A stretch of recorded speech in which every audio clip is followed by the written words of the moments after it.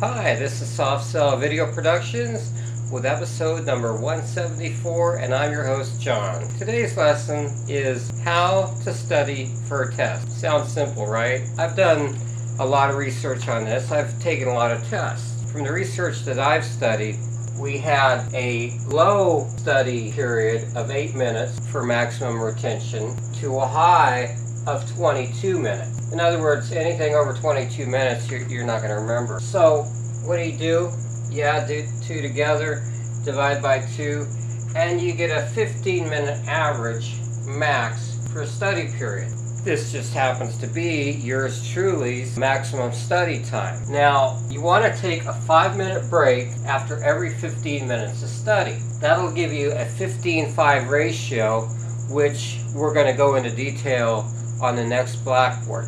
But for now, your study cycles should be broken up and never exceed 22 minutes. In your 5-minute break, talk on the phone. You can manicure one finger, or you can do strange things to your dog with a fork, or not. So let's move on. I think we've established that studying for too long is really not that helpful. The very minimum study time would be 1 hour, no breaks, and we make an exception for a 30-minute maximum study cycle because it is a one-time shot, and then allow a little time for a short review after a small break. Then we jump up to 1 hour, and that's when we come to the 15-5. Basically, a 1 hour study period is going to be composed of 3 15-minute study cycles with a 5-minute break in between. So you study for 15 minutes, you break for 5. The 1 hour of 3 15-5 study cycles should be followed up with a 5-minute review a few minutes after you've done it, maybe 5 or 10 minutes, but don't exceed 15 minutes because it's going to start going away. Then we jump up to 2 hours. Now, that's simple. You just double your 15-5 study cycles and tack on 5 minutes to your minutes of review. This is where we introduce the 20, 15, 25 review cycle if you're going to study longer than that. And now this is very important because if you put 3 of these study cycles together, your retention rate is going to start to drop. You don't want that. You want to learn as much as possible. If you're going to go for a 4, 5, or 8 hour study binge, then this is how you do it.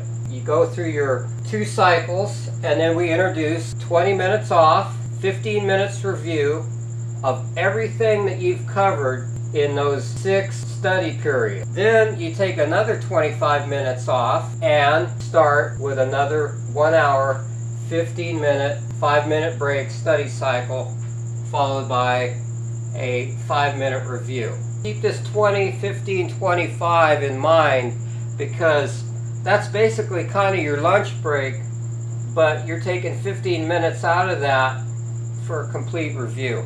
So let's go to the next board. But before we go to the next board, I'd like to remind you that these numbers are not carved in stone, okay? You don't need a stopwatch to distract you.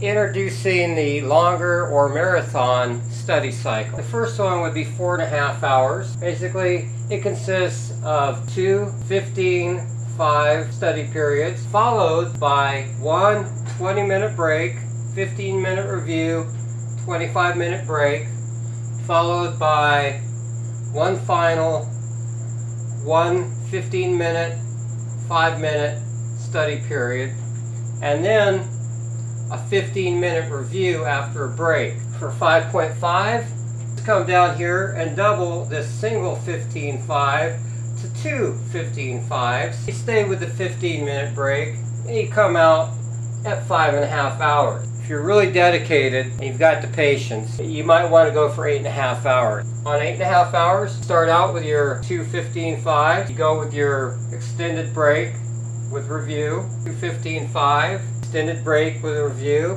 and then one last double 15-5. That's going to bust your chops. You wait 15 minutes and you review for 15 minutes everything you've done over the last 8 hours. Now we're going to go in to another phase of learning. Environment is terribly important.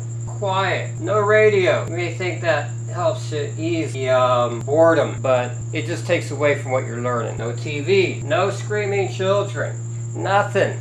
You want to be like on the top of a Tibetan mountain. Plenty of room for study material.